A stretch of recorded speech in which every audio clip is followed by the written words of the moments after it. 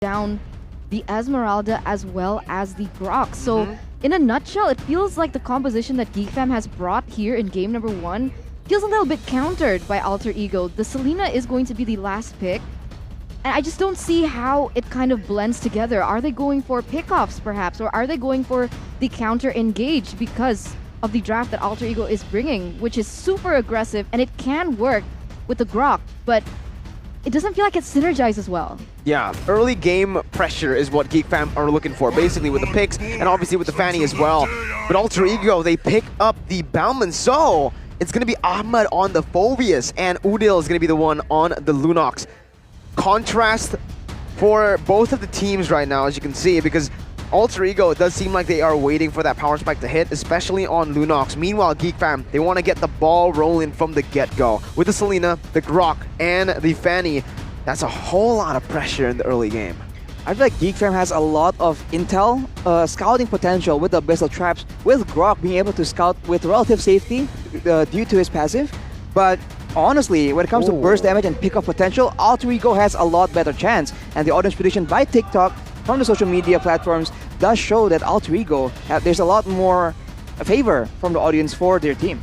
This is surprising. I mean, for the past few matches that we've seen Geek Fam play, they seem to have won the favor of the audience, but in this team, and in this particular lineup against Alter Ego, it doesn't feel this way. So both compositions have been set in stone here, Mirko. Bring us into the tunnel for game number 1. Let's jump in the portal to the Land of Dawn. Ladies and gentlemen, we're here. Geek Fam on the blue side, Alter Ego on the red.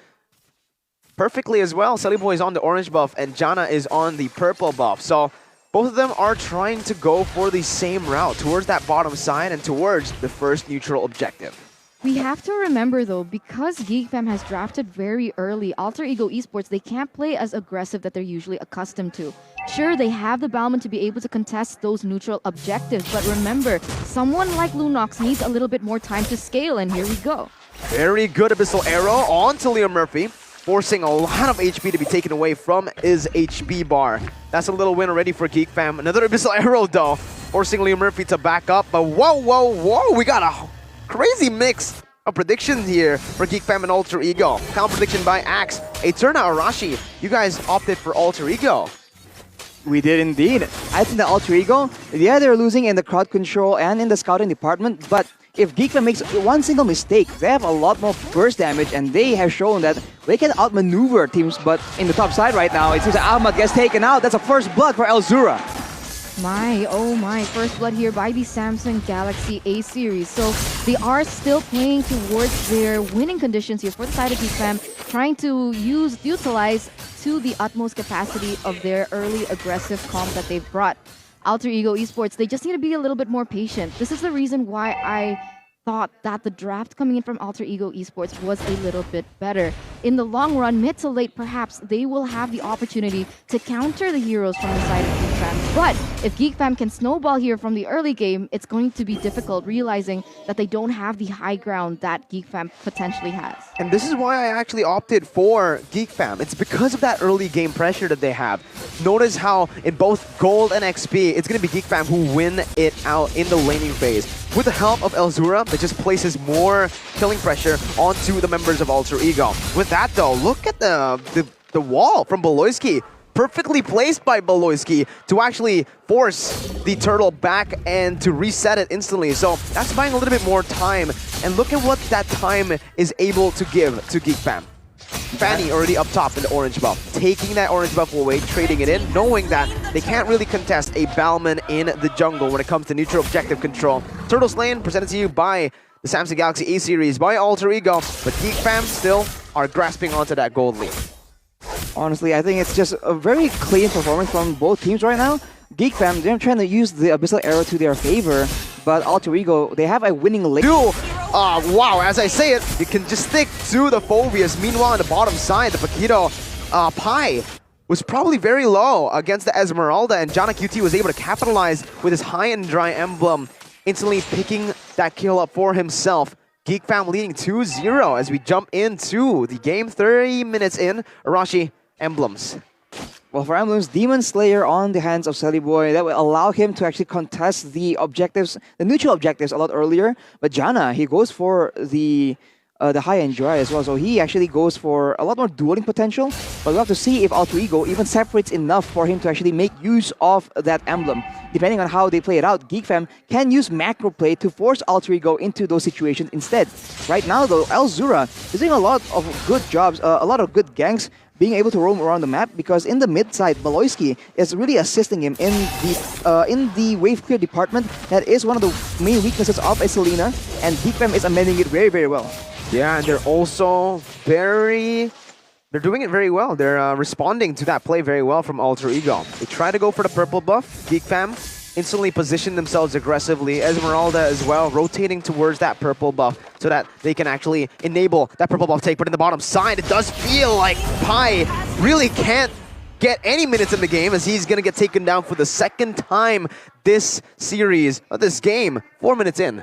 Geek Fam, they seem to know the strengths of Alter Ego Esports. One thing that we've mentioned before is Leo Murphy used to be the initiator. Now he feels like a bit more cover for someone like Udil as well as Boy, who likes to play those aggressive roles. But usually Pi is the one initiating the fights, and Geek Fam are doing a great job of shutting him down. Look at the placement right now. Look at the members of the side of Geek Fam. They're pressuring him so hard and even zoning him away. Yeah, bottom side, Janna forced to back off. Luke can back off as well. Both of the members disengaging pretty well, and they got a lot of good damage onto that tier 1 turret. So I do think it's still worth it for Geek Fam. Alter Ego winning in a neutral objective game, but with that 1,000 gold lead, Arashi, it does seem like Geek Fam are able to get more items in the early stage. Janna already has a bit of heptasy, so a lot of more burst damage. And speaking of that, though, on the top side, this 2v1 engagement by Ahmad against Kadira and Elzura. Yeah, the crossbow attack, and this is the reason why I said it multiple times. Phobius, when you put him in lane with the 1-1, isn't a counter towards that 1-1. Leo Murphy gonna get chunked to a half HP. Boy has the ultimate lethal counter popped in, but it's actually gonna be Janna who actually secures the purple buff away. Leo Murphy trying to run away, flickering out. Another mistake coming in from Alter Ego as Geek Fam push their lead now 5-0. 2,300 gold lead as well, and there was one point where Geek Fam, each of their members were ahead in terms of that EXP and level as well. So now Alter Ego Esports, they're kind of caught in a weird situation. They want to be able to stave off the pressure, but so far they haven't been able to. You could see that even the damage coming in from Lunox is not there just yet, as Geek Fam look for another gank here in the bottom lane. Pi able to dodge away from the wild charge for the knockout strike, but the damage comes in from Janna, who's very fast on those cables. Good play by Pi though. He's able to get out and clear the waves. That was very, very close. Literally using the mechanics to get out by 1 HP. Geek Fam is taking full advantage of that mid lane pressure, and Alter Ego, they're having trouble keeping up. But now, mid side, there's again another big guy from Geek Fam. Leo Murphy able to defend for now, able to disengage with that I'm offended, but Janna comes in once again, picking up his 4th kill in the game.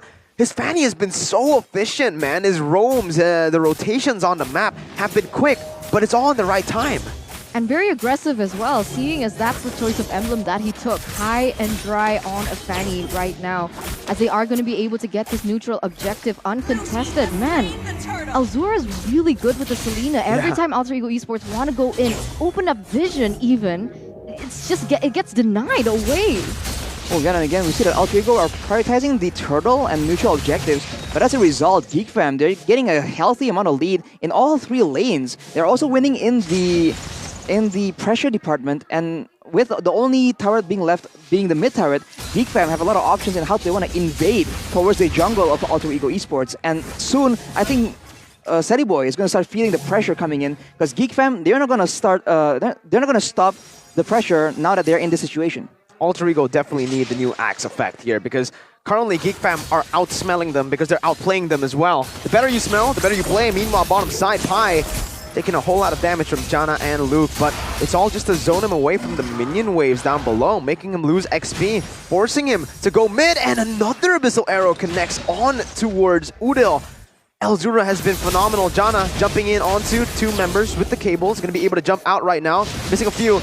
Boy jumps in with the retribution, slowing him down, but it's not enough to take him down. Janna, oh my goodness gracious!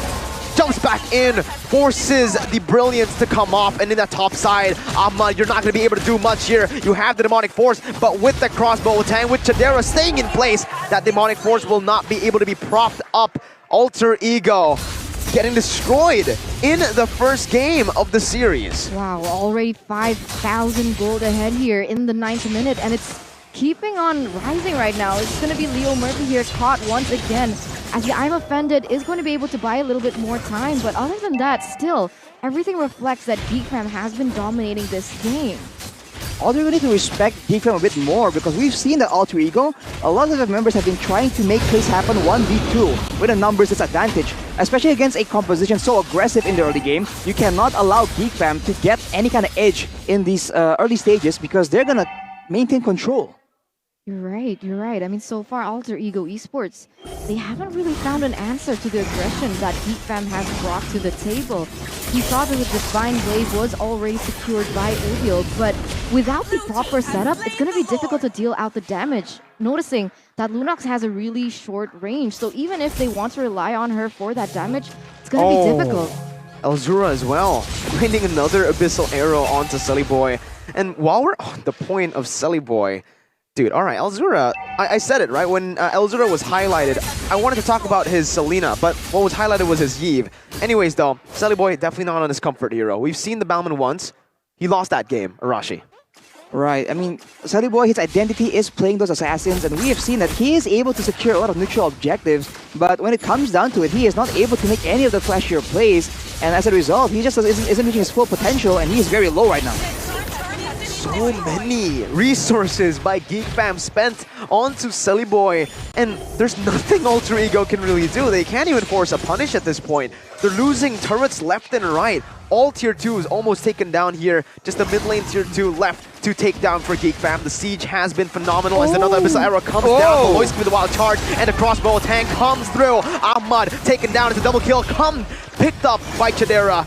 It's absolute dominance, 9-0. I've never seen Alter Ego dominate like this, and look at Janna absolutely demolishing that back line with his cables. Leo Murphy still able to buy some time as Luke jumps in deep into that base. Janna looking for the base right now with the rest of the team as well. Janna might be able to give the kill away, but it's a 10-0 first game. 1-0. What the heck? How many minutes was that? It's got to be less than 15. I think that it was so quick. This is about 13 to 14 minutes, and Geek Fam, we talked about how they have to play discipline. They can't let the opposing team get a comeback, and that is exactly what they did. They didn't allow Alter Ego any moment, any opportunities, and Alter Ego, they tried their best to try and find something, but especially because Leo Murphy is on a hero that's less aggressive, like a Ruby, they just were unable to find anything.